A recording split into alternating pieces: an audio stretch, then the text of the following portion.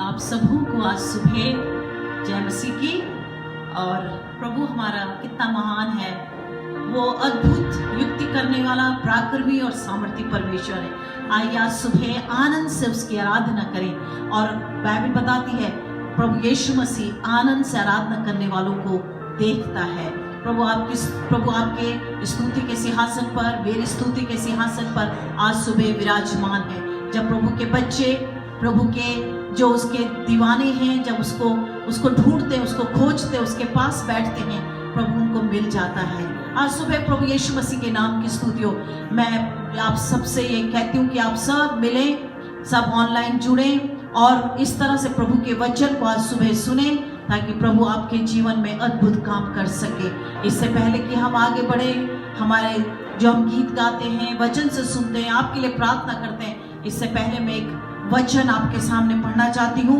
और वो वचन है निर्गमन की पुस्तक, उसका 15वां अध्याय, उसका 1 पद से लेकर उसके 18वें पद तक। और ये बहुत ही अद्भुत है, एक विजय का गीत है, एक जयवंत जो परमेश्वर के लोगों ने इसको गाया, उसी को पहले मैं वचन के रूप में आपके सामने पढ़ना चाहती हूँ। मेरे साथ निकालिए, मैं दोबारा बोल रही हूँ आपसे। निर्गमन की पुस्तक, उसका 15वां अध्याय, उसका 1 पद से लेकर 18वें पद तक। हालेलुया। तब मूसा और इस्राएलियों ने यहोवा के लिए गीत गाया। उन्होंने कहा, मैं यहोवा का गीत गाऊंगा, क्योंकि वह महाप्रतापी ठहरा है। घोड़ों समेत सवारों को उसने समुद्र में डाल दिया है। मैं यहोवा मेरा बल और भजन का विषय है, और वही मेरा उद्धार भी ठहरा है।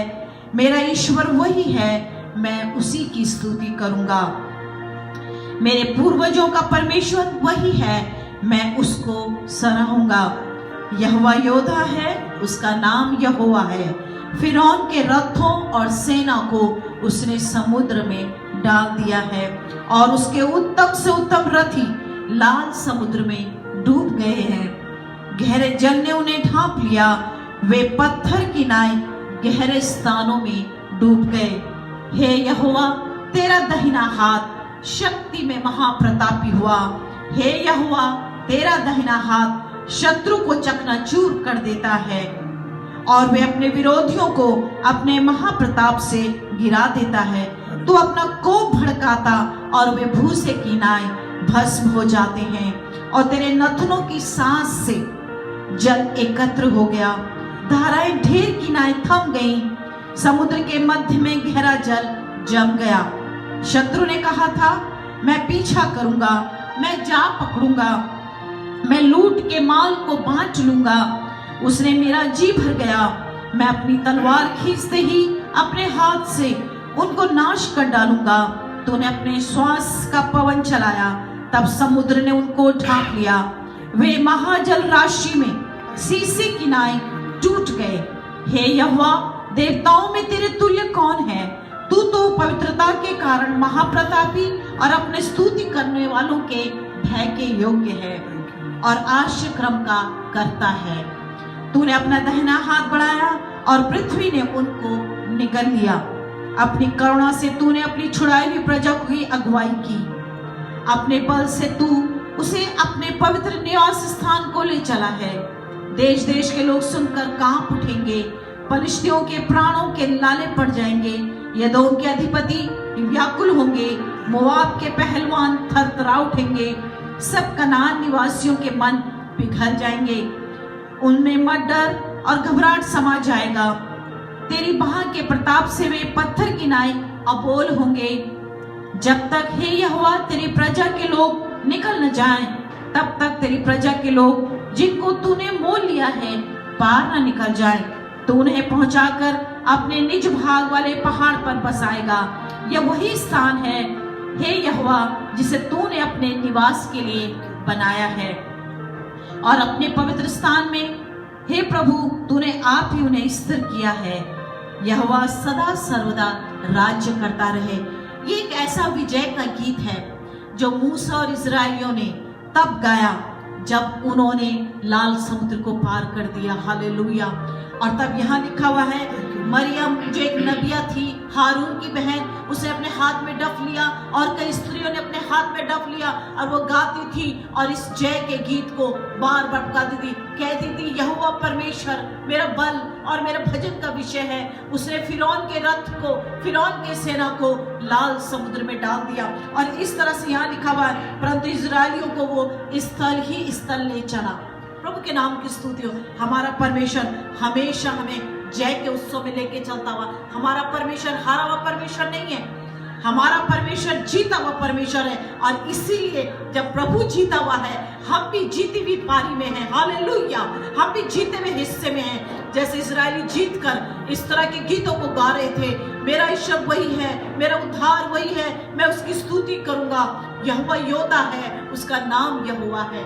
Hallelujah, hallelujah. सुबह प्रभु के नाम की स्तुति हो। प्रभु आपकी जिंदगी में कुछ भी हाल में चीजों में आप जा रहे हो, आपको ऐसा लग रहा हो ये परिस्थिति लाल समुद्र के समान मेरे सामने है, लेकिन प्रियो आज सुबह मैं बताना चाहती हूँ, हमारा परमेश्वर हमें जय के उत्सव में ले जाएगा और उन सारी परिस्थितियों को जो लाल समुद्र के पार है, उनको ले जाकर हमारे दुश्मनों को और हमारे उन लोगों को जो हमारे विरोध में, उन परिस्थितियों को लाल समुद्र में डुबो देगा और हमें पार ले जाकर हमको एक जय के उस उत्सव में लेके जाएगा, जहां पर हमें आशा, शांति, इत्मीनान और चैन मिलेगा। हालेलुया। हम इस प्रकार के गीत भी गा रहे हैं आज सुबह। मैं विश्वास करती हूँ हमको अच्छा लगेगा। मैं यहोवा का गीत गाऊंगा क्योंकि वो महाप्रतापी है। घोड़ों समेत सवारों को उसने समुद्र में डाल दिया है। मैं यहोवा का गीत गाऊंगा क्योंकि वह महाप्रतापी है। Hallelujah, hallelujah.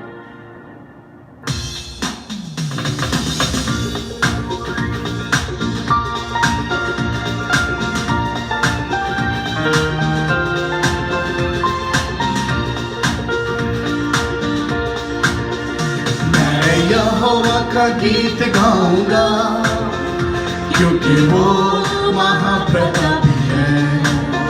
मैं यहोवा का गीत गाऊंगा क्योंकि वो महाप्रतापी है। घोड़ों समेत सवारों को उसने समुद्र में डाल दिया है। यहोवा का गीत गाऊंगा क्योंकि वो महाप्रतापी है। मैं यहोवा का गीत गाऊंगा क्योंकि वो महाप्रतापी है।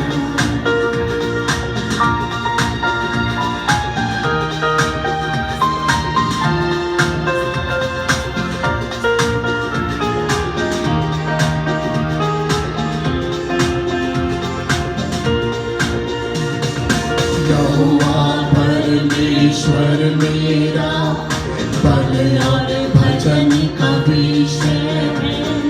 यहोवा परमेश्वर मेरा बल और भजन का विषय है। मेरा ईश्वर वो ही है, वो मेरा उद्धार है। मेरा ईश्वर वो ही है, वो मेरा उद्धार भी है। मैं उसकी स्तुति करूंगा, मैं उसको सराहूंगा। मैं उसकी स्तुति करूंगा, मैं उसको सराहूंगा।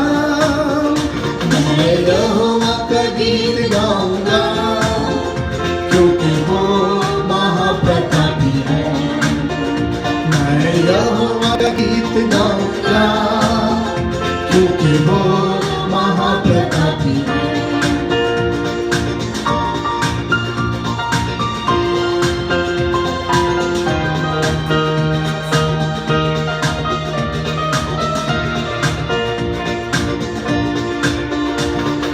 फिरौन के रथ और सेना को उसने समुद्र में डाल दिया।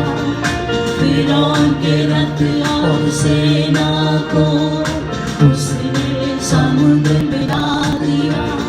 गहरे जलों में डाल दिया, वे पत्थर की नाई डूब गए। गहरे जलों में डाल दिया, वे पत्थर की नाई डूब गए। यहोवा योद्धा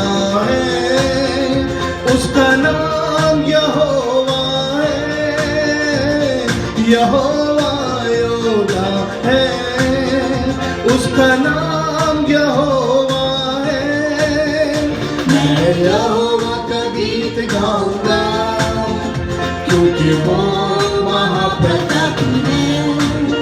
मैं यहोवा का गीत गाऊंगा, क्योंकि वो महाप्रतापी है। घोड़ों समेत सवारों को उसने समुद्र में डाल दिया है। घोड़ों समेत सवारों को उसने समुद्र में डाल दिया है। मैं यहोवा का गीत गाऊंगा, क्योंकि वो महाप्रतापी है। मैं यहोवा का गीत गाऊंगा, क्योंकि वो महाप्रतापी है। और मैं सचमुच में परमेश्वर की स्तुति करूंगा। और दाऊद कहता है, जब तक मैं बना रहूंगा मैं अपने परमेश्वर का भजन गाता रहूंगा। मेरे प्रियो, हमारे जीवन की यही एक इच्छा होनी चाहिए। हमारे जीवन की केवल एक ही लक्ष्य होना चाहिए। मेरे पास केवल एक जीवन है और वो जीवन मेरे परमेश्वर की महिमा के लिए। याद रख लीजिए मेरे प्रियो, जब परमेश्वर ने अपने लोगों को इस जमीन पर रखा है तो आपका मेरा एक मकसद है जीवन जीने का। ये नहीं कि हम सुबह उठें, नाश्ता करें, फिर हम ड्यूटी में जाएं, उसके बाद हम शाम को लौट के आएँ थके, फिर हम चाय पिएं, रात को फिर हम लोग डिनर करें, रात को फिर हम सो जाएं, सुबह उठ जाएं। ये सब कुछ अच्छा है, ये हमारे शरीर के लिए बहुत अच्छा है, लेकिन हमें अपने आप को परमेश्वर के लिए तैयार करने की ज़रूरत है। हमारे जीवन का जो मकसद है वो ये है कि हम परमेश्वर के लिए इस संसार में रहते रहते अपने जीवन को व्यतीत करें। ये प्रभु की इच्छा है। परमेश्वर ने जब आपको मुझे रचा है तो उसके रचने का जो उद्देश्य है हमारे जीवन के लिए वो यही है कि वो सब कुछ जो हमारे जीवन में जो वैसा है, जो ठीक नहीं है, जो हमें प्रसन्न नहीं कर रहा है, जो हमें कमज़ोर कर रहा है, वो सारी चीज़ें हमारे जीवन से दूर की जाए और हम केवल परमेश्वर की महिमा के लिए, परमेश्वर की महिमा के लिए अपने जीवन को व्यतीत करें। हम किसी इंसान के लिए नहीं जीते हैं, हम उस परमेश्वर के लिए जीना सीखें, तो इसमें हमारे बड़ी आशीष है।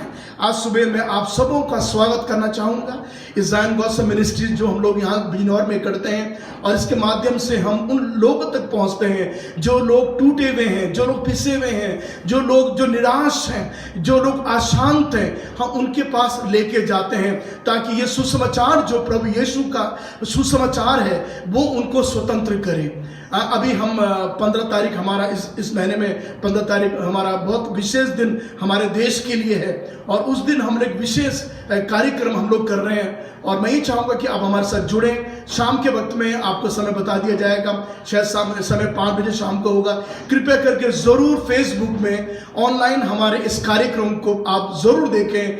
हम बड़ी मेहनत से उसको तैयार कर रहे हैं, और उसके बाद में जब वो प्रसारित होगा हम चाहते हैं सब उसको लाइक करें, उसको पसंद करें, क्योंकि हम चाहते हैं उस दिन जो हमारे देश का बड़ा विशेष दिन है, हम अपने देश के सम्मान के लिए और अपनी आज़ादी के लिए हम उस दिन उस सभा को हम लोग समर्पित करना चाहते हैं। तो कृपया कि आप हमारे साथ हों। जब आपको टाइम बताया जाएगा ज़रूर आप फेसबुक में जाएं, और उसके बाद उसको आप उस लिंक पे आप प्रेस करें, और उसके बाद में उसको ज़रूर आप देखें हमारे साथ मिलकर, आपको बड़ा अच्छा लगेगा। और परमेश्वर को हम धन्यवाद देते हैं कि परमेश्वर ने आज सुबह भी हमको यहाँ पर इकट्ठा किया है। ये परमेश्वर का दिन है, और ये हमारे घूमने का दिन नहीं है, ये हमारे, मैं अक्सर अपने चर्च में सिखाता हूँ, ये हमारे पिकनिक का दिन नहीं है, ये हमारे शॉपिंग का दिन नहीं है, ये बच्चों को बाहर घुमाने का दिन नहीं है, ये घर में लेट कर टीवी देखने का दिन है। तो ये जो है परमेश्वर ने आपको दिए हैं। लेकिन प्रभु बुद्धिमानों का बुद्धिमान है, उसने आपको 6 दिन दिए हैं, 6 दिन आप मेरी सब तैयारी करें, लेकिन 7 दिन परमेश्वर है, उसने परमेश्वर की तैयारी करने की जरूरत है, और इससे परमेश्वर आपको आशीष देगा। और जो 6 दिन आपके जो बीत गए हैं, परमेश्वर उन 6 दिनों में जिसमें आप मेहनत करते हैं, परमेश्वर आपकी मेहनत के फल में आपको आशीष देगा। सो एक दिन और कुछ घंटे आप जरूर प्रभु के लिए निकालें। उस वक्त ये ऐसा समय होगा जैसे आप किसी प्रधानमंत्री के सामने बैठ रहे हैं, किसी राजा के सामने बैठ रहे हैं, उसी प्रकार से आपको भी अपने आप को समर्पित करने की जरूरत है। इस वक्त में बाइबल के पद को मैं आपके आगे रखना चाहता हूं, जो यशायाह नबी की पुस्तक में हमको मिलता है, उसके 7वें अध्याय में, और उसके 9 पद को हम लोग पढ़ लेते हैं। यशायाह नबी की पुस्तक पुराने नियम में, और उसके 7वें अध्याय का और उसका 9 पद। जरा आप सुनिए, बहुत जबरदस्त बाइबल का पद है, मुझे बड़ा अच्छा लगा और परमेश्वर ने मुझे आशीष दी, तो मैं सोचा क्यों नहीं मैं इस आशीष को आपके साथ में बांट सकूं। उसके 9 पद को पढ़ेंगे। जी हाँ, अपने मन में यशायाह नबी की पुस्तक 7वां अध्याय और उसका 9 पद है ना जी। आप अपनी बाइबलों को खोल सकते हैं और इसको आप अंडरलाइन कर सकते। 7वां अध्याय 7 चैप्टर उसका 9 पद। 65 वर्ष के भीतर एप्रेम का बल इतना टूट जाएगा कि वह जाति बनी न रहेगी। हाँ जी, यदि तुम लोग इस बात की प्रतीति ना करो, यदि तुम लोग इस बात की प्रतीति ना करो तो निश्चय तुम स्थिर ना रहोगे। तो निश्चय तुम स्थिर ना रहोगे। यहाँ पर प्रतीति के शब्द की जगह में अंग्रेजी की बाइबल में विश्वास शब्द आया है। अब हम पढ़ेंगे, यदि तुम इस बात पर विश्वास ना करो तो तुम निश्चय स्थिर ना रहोगे। सुनिए ध्यान से, परमेश्वर का वचन आज सुबह आपके पास आया है।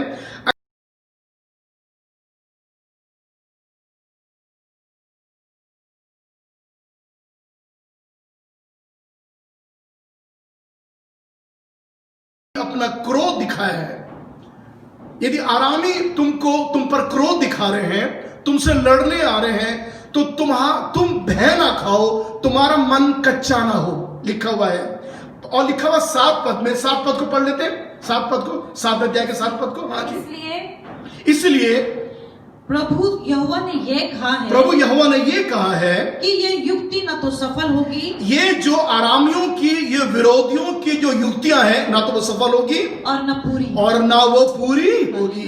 हालेलुया, धन्यवाद हो उन विरोधियों की, उन दुश्मनों की जो परमेश्वर के कौम के विरोध में खड़े होते हैं, जो परमेश्वर की जो भक्ति करते हैं, जो परमेश्वर की आराधना करते हैं, जो परमेश्वर की सेवा करते हैं, जो परमेश्वर से प्रार्थना करते हैं, सच्चे परमेश्वर के बारे में मैं कह रहा हूं आपसे। लिखा हुआ उनके विरोध में ना तो कोई युक्ति चलती है, ना वो युक्तियां पूरी होती हैं। इसलिए परमेश्वर आगे अपने दास यशायाह के द्वारा कह रहा है, यदि तुम विश्वास नहीं करोगे उस महापरमेश्वर पर, उस महान परमेश्वर पर जो जमीन और आसमान का बनाने वाला परमेश्वर है, अगर तुम उसे विश्वास नहीं करोगे तो तुम निश्चित स्थिर कभी ना रह पाओगे। इसका मतलब हमारी जो मसीही स्थिरता जो है वो हमारे विश्वास पर निर्भर है। आप अगर परमेश्वर विश्वास करते हैं, अगर आपका विश्वास प्रभु यीशु मसीह पर है, मैं आपसे ये कहना चाहता हूं, दुनिया की कोई शक्ति नहीं है जो आपको अस्थिर कर सके। हालेलुया, कोई ऐसी स्थिति नहीं है जो आपको कमजोर बना सके। जब हम प्रभु यीशु में विश्वास करते हैं, हमारी परिस्थितियां चाहे कितनी भी कमजोर क्यों ना होने पाए, हम मजबूत और मजबूती होते चले जाते हैं। मैंने देखा कई बार बहुत से लोग कमजोर हैं, उनके पास बहुत शक्ति नहीं है, पैसा भी उनके पास में नहीं है, लेकिन जो प्रभु के लिए जीवन बिता रहे हैं, वो इतनी मजबूती के साथ, इतनी दृढ़ता के साथ, इतने सर को ऊंचा कर कर वो अपना जीवन बिताते हैं, क्योंकि वो जानते हुए हैं कि वो हम हारे हुए प्रभु यीशु पर विश्वास नहीं करते हैं। वो यीशु जो मरा हुआ है उस पर हम विश्वास नहीं करते। उनका विश्वास ये है कि हम उस प्रभु यीशु में विश्वास करते हैं जो मृतकों में से 3 दिन के बाद जी उठा, जो जीवित परमेश्वर है, जो दया करने वाला परमेश्वर है, उस पर हमारा विश्वास है। और जब हमारा विश्वास उस पर है तो निश्चय हम स्थिर बने रहेंगे। आज मैं आपसे एक प्रश्न पूछता हूं, क्या आप स्थिर हैं? क्या आप अपने विश्वास में स्थिर हैं? क्या कोई चीज है जो आपको कमजोर बना रही है? आज परमेश्वर का वचन आपके लिए है, विश्वास में बने रहें। यीशु मसीह ने यूहन्ना के 14 अध्याय के पहले पद में कहा है, यीशु ने कहा, तुम परमेश्वर में विश्वास करते हो, मुझ पर भी विश्वास करो।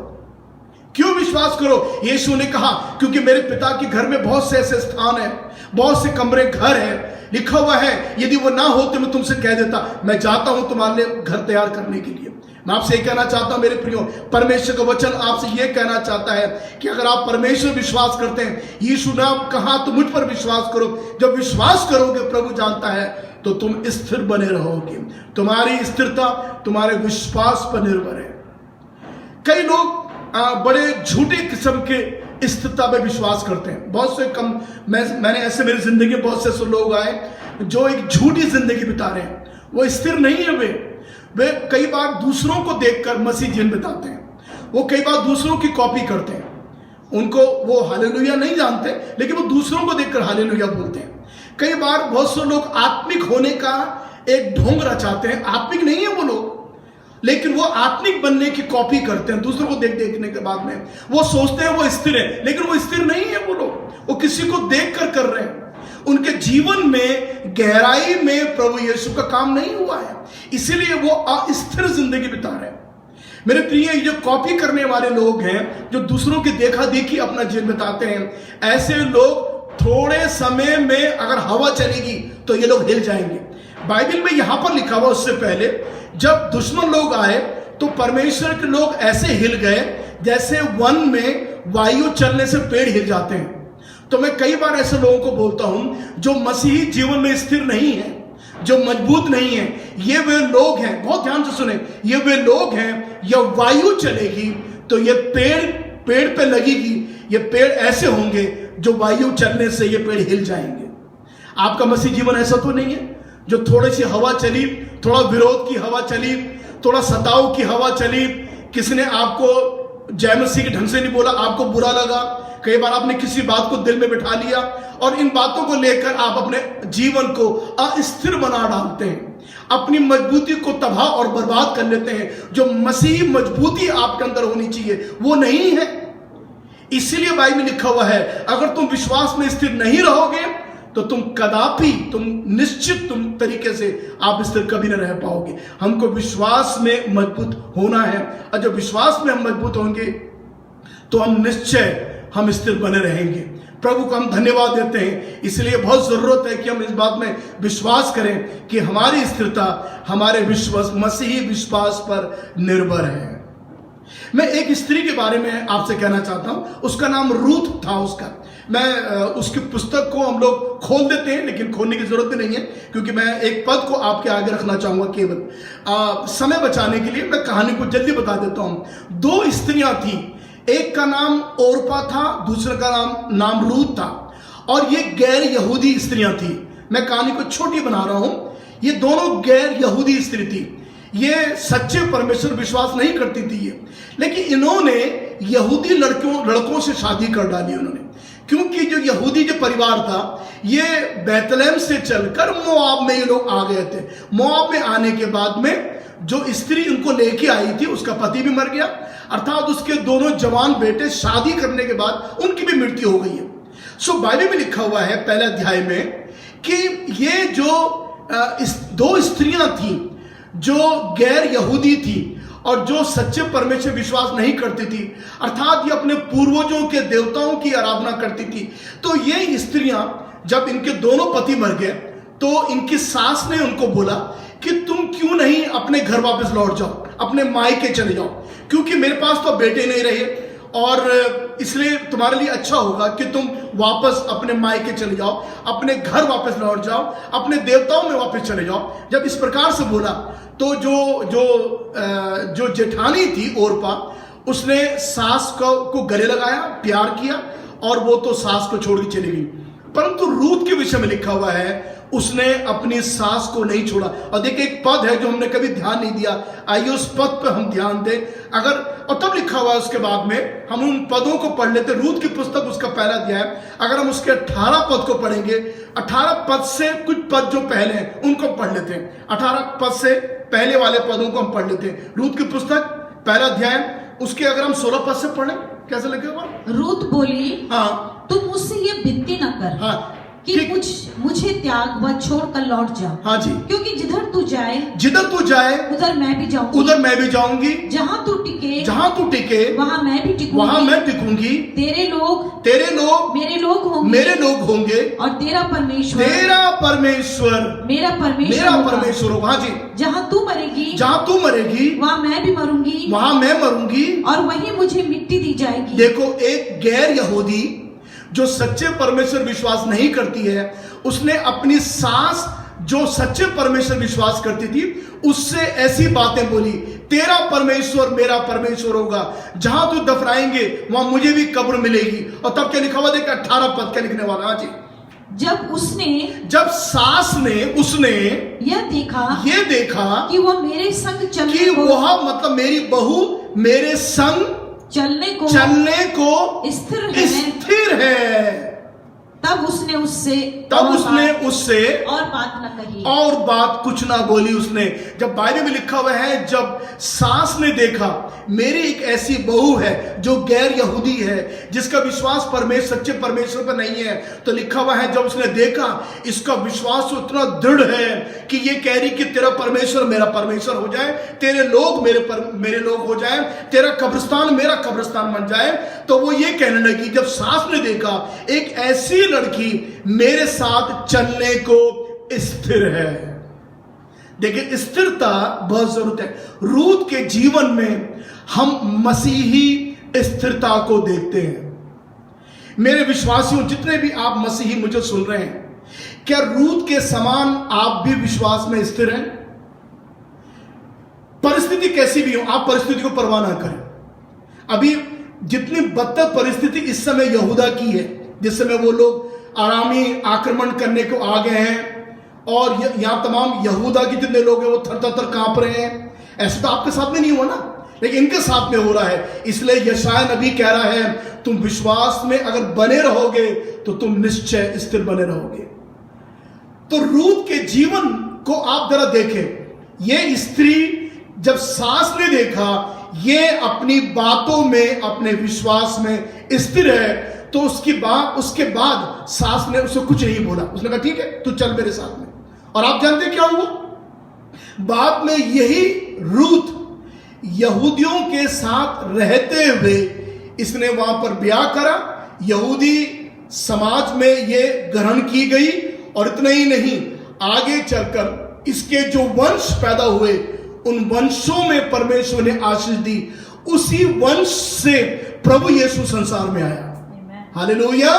तो ये कौन थी जो अपने विश्वास में स्थिर थी, जो पीछे घूम के देखना नहीं चाहती थी, जो अपने देवताओं में वापस नहीं जाना चाहती थी, जो अपने विश्वास की रक्षा करना चाहती थी। और बाइबल में लिखा हुआ है ये पीछे घूम के नहीं देखी। आज जाने कितने लोग हैं जो पीछे घूम जाते हैं। एक बार बड़ा हालेलुया, ये बड़ी आराधना, ये वो बड़ा हल्ला गुल्ला सब कुछ कर दिया, आज सारी हवा निकल गई। अभी कहाँ है भैया वो सब आत्मिकता है आपकी? कहाँ है वो मसीहत? अब सारी दुनिया में चली गई। आपको दुनिया में जाकर सुसमाचार सुनाना चाहिए था। वहां का जो सुसमाचार है वो आपकी जिंदगी में आ गया। दुनिया में भी एक खुशखबरी है, एक पाप की खुशखबरी है, वो खुशखबरी आपके अंदर आ गई है। यीशु की खुशखबरी लोगों तक जानी चाहिए थी, लेकिन दुनिया की खुशखबरी आपके जीवन में आ चुकी है। स्थिरता समाप्त हो चुकी है। क्षमा करें मुझे ये कहते हुए, इन दोनों में सब लोग फोन पर अपने डेटा को खोलकर सब बाइबल के पदों को प्रचार कर रहे हैं। ये बहुत अच्छी बात है, मैं बड़ी तारीफ करता हूं आप लोगों की जो लोग इस प्रकार से कर रहे हैं। सब लोग आप खोलिए इन दिनों में सब लोग फेसबुक के माध्यम से कैसे करके अपने फोन, बहुत सरल चीज है, डेटा खोल दीजिए, सब अपने सामने बाइबल रख के सब प्रचार कर रहे हैं। बच्चे लोग भी प्रचार कर रहे हैं, छोटे बच्चे भी, जवान बच्चे भी, सब आजकल परिवार के परिवार प्रचार कर रहे हैं। बहुत अच्छी बात है, प्रभु को धन्यवाद हो। लेकिन एक बात मैं आपसे कहना चाहता हूं, क्या आप इस काम करने के लिए स्थिर हैं? क्या आप स्थिर हैं? ये ऐसे ही काम करते रहिए। जब लॉकडाउन समाप्त हो जाएगा, जब चर्च खुल जाएंगे, तब भी ऐसा ही करते रहो। तब बंद होने की जरूरत नहीं है, तब चुप होने की जरूरत नहीं है।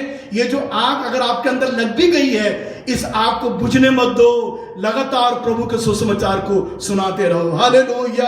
अगर तुम विश्वास करोगे तो विश्वास करते करते अपने मसीह जीवन में स्थिर रहोगे, नहीं तो आपकी स्थिरता समाप्त हो जाएगी। इसलिए पतरस कहता है, जो ये सोचता है कि मैं स्थिर हूं, अभी समय नहीं है, लिखा वो सावधान रहे कहीं वो गिर ना पड़े। है पतरस बड़ी खास बात बोलता है, जो ये विश्वास सोचता है मैं स्थिर हूं, तो वो सावधान रहे कहीं वो गिर ना पड़े। तो ऐसा ना हो कि ये सब दिखाने में थोड़ी देर के लिए हो, बाद में आप अस्थिर हो जाएं, सब कुछ समाप्त हो जाए, उसके बाद लोग आपको बोले देखो पहले तो बड़ा प्रचार करता था, अब क्या हो गया उसको? आपकी स्थिरता ही मसीह जीवन को आगे बढ़ाती है। देखिए, जब दाऊद ने पाप किया, आप जानते हैं, तो 51 भजन संहिता में दाऊद ने पूरा पश्चाताप परमेश्वर के सामने किया। पूरा 51 जो भजन संहिता है, हम पढ़ेंगे उस पद को। उस भजन में दाऊद ने अपने मन से अंगीकार करा, अपने पापों से पश्चाताप करा, और उसके बाद देखिए उसने क्या कहा। देखिए वो क्या कहता है, उसको हम लोग पढ़ लेते हैं भजन संहिता का 51 का 10 पद को। हे परमेश्वर, हे परमेश्वर, मेरे अंदर शुद्ध मन उत्पन्न कर। शुद्ध मन क्या कर तू? उत्पन्न कर। और सुनिए ध्यान से, और मेरे भीतर स्थिर आत्मा नए सिरे से उत्पन्न कर। लिखा हुआ है नए सिरे से क्या कर? स्थिर आत्मा। देखो, इसका मतलब दाऊद के जीवन में उसकी जो आत्मिक जीवन जो था, आत्मा था, वो अस्थिर हो चुका था। तो सुनिए, जब दाऊद अपने जीवन में अस्थिर हो सकता है तो आपर में कौन है? उसका जिक्र बाइबल में आया है। दाऊद अस्थिर हो गया, दाऊद गिर गया, क्योंकि पतरस कहता है, यदि कोई सोचता है कि पौलुस कहता है, यदि कोई सोचता है कि मैं स्थिर हूं तो सावधान रहे, कहीं वो गिरना पड़े। है ना जी? मैं सोच रहा हूं उस पद पढ़ के पता चलेगा, मुझे वो पद बड़ा अच्छा लगा है। पहला कुरिन्थियों की पत्री उसका 10वां अध्याय। हाँ जी, सुन लीजिए, उसका 12 पद को कई दिन पढ़ी मेहरबानी कर। हाँ जी, 10 अध्याय, पहला कुरिन्थियों की पत्री 10 अध्याय, उसका 12वीं आयत। हाँ जी, हाँ। इसलिए जो समझता है कि मैं स्थिर हूं, वो चौकस रहे कि कहीं गिर न पड़े। हाँ, कहीं गिरना पड़े। जो सोचता है कि मैं स्थिर हूं, वो चौकस रहे, भैया कहीं गिर मत पड़ो।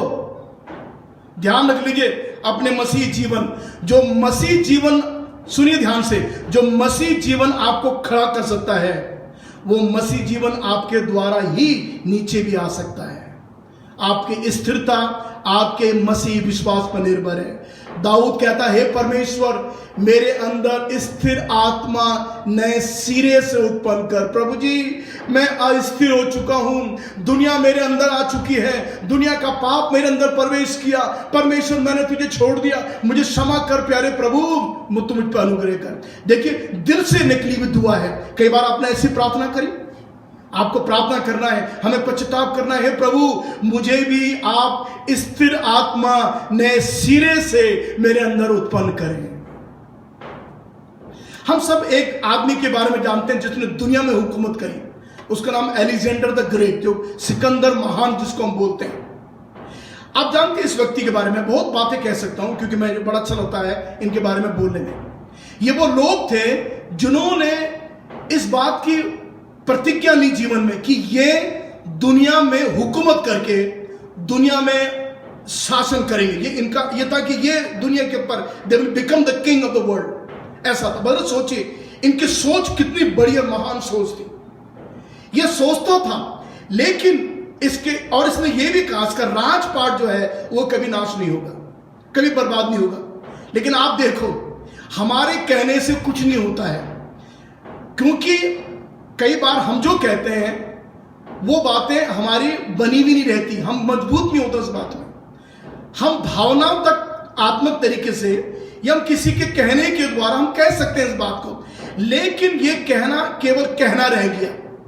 आप जानते हैं दुनिया में जितने राज्य आए, जितने किंगडम्स आई, उन किंगडम्स में, उस राज्य में सबसे कम हुकूमत करने वाला अलेक्जेंडर द ग्रेट था।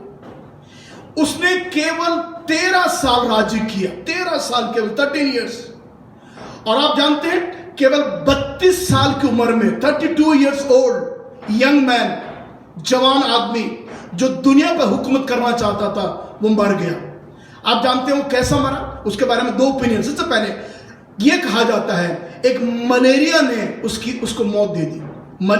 सिकंदर जो महान था, अलेक्जेंडर द ग्रेट, जिसने दुनिया में हुकूमत करने की ठान ली थी, केवल 13 वर्ष का राज्य उसका था और 32 साल की उम्र में उसने दुनिया छोड़ दी।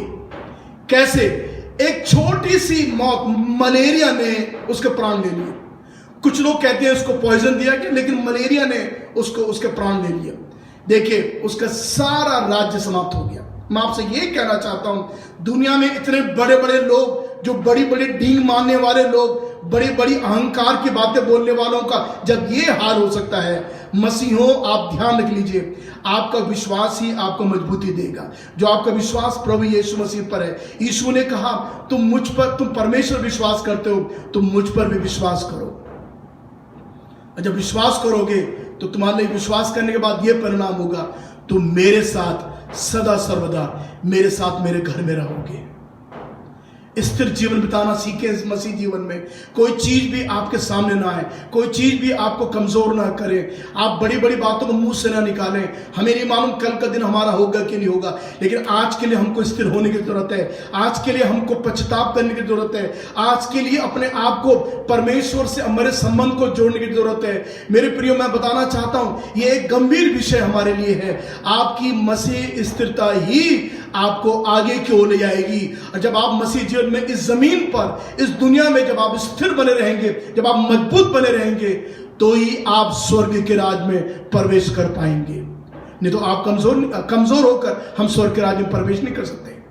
शैतान हमें कमजोर बना रहा है, शैतान के परीक्षाएं हमें कमजोर बना रही है। संसार में रहते रहते हम कमजोर जिंदगी बिता रहे हैं। लेकिन धन्यवाद हो, आज से 2000 वर्ष पहले जब प्रभु यीशु संसार में आया, तो वो आपको जीवन देने के लिए आया, आपको विश्वास देने के लिए आया, आपको स्थिरता देने के लिए आया, ताकि आप एक हारी हुई और कमजोर जिंदगी ना बिताएं। प्रभु आप पे दया करे और काश आप विश्वास करते करते प्रभु यीशु मसीह में स्थिर बने रह सके। हम प्रार्थना करेंगे प्रभु आपकी रक्षा करे और आपको मसीही स्थिरता प्रदान करे।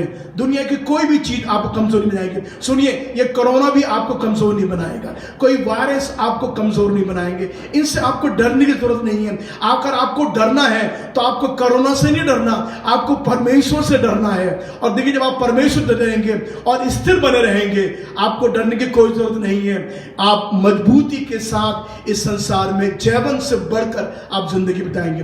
प्रभु आपको आशीष दे। प्रभु यीशु के आशीर्वाद आपके साथ सदा सर्वदा बना रहे। आइए हम लोग फिर प्रार्थना करेंगे, अपने सर को झुकाएंगे।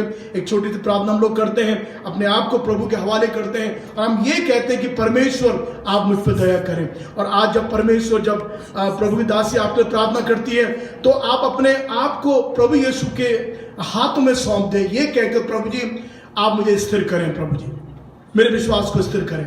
मैं स्थिर मसीह जीवन व्यतीत करना चाहता हूँ। सारी मेरी कमजोरियों को आप दूर करें। देखिए, प्रभु यीशु मसीह आप पर दया करेगा।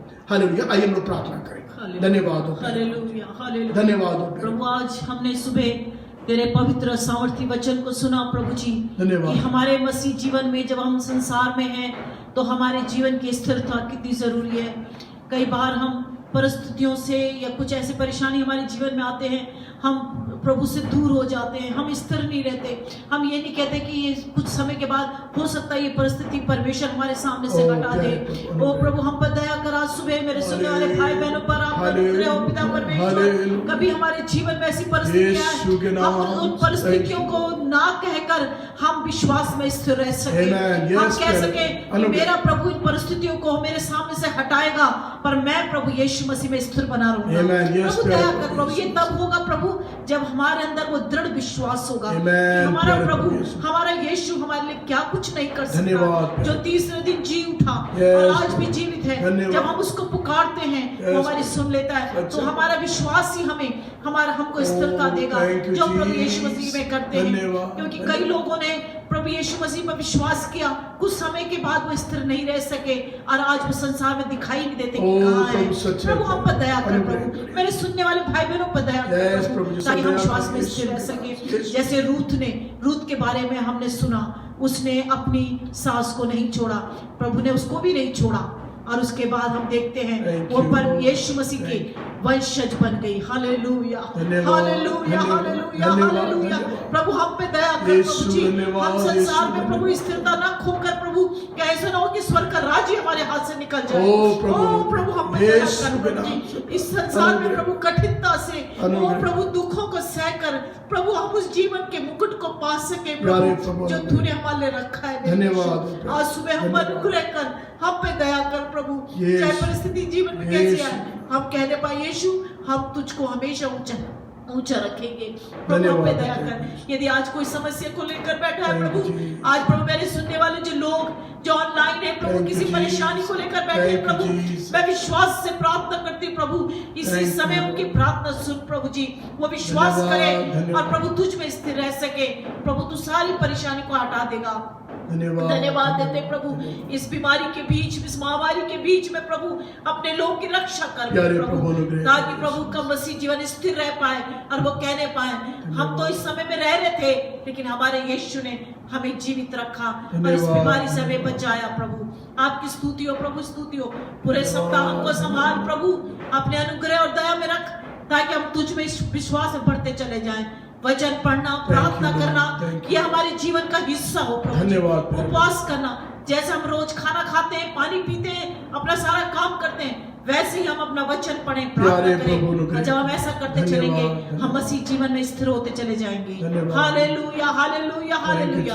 अपने दास को बड़ी आशीष दे, हम सबों को बड़ी आशीष दे, मेरे सुनने वाले सबों को बड़ी आशीष दे। यीशु के नाम से मांगते हैं, आमीन। अब हमारे प्रभु यीशु मसीह का अनुग्रह, पिता परमेश्वर का प्रेम और प्यार, पवित्र आत्मा की प्यारी मीठी संगति हम सबों के साथ में, विशेष जितने सुन रहे हैं प्रभु, देख रहे हैं, उनके साथ अब से लेकर हमेशा हमेशा तक होती रहे। आमीन।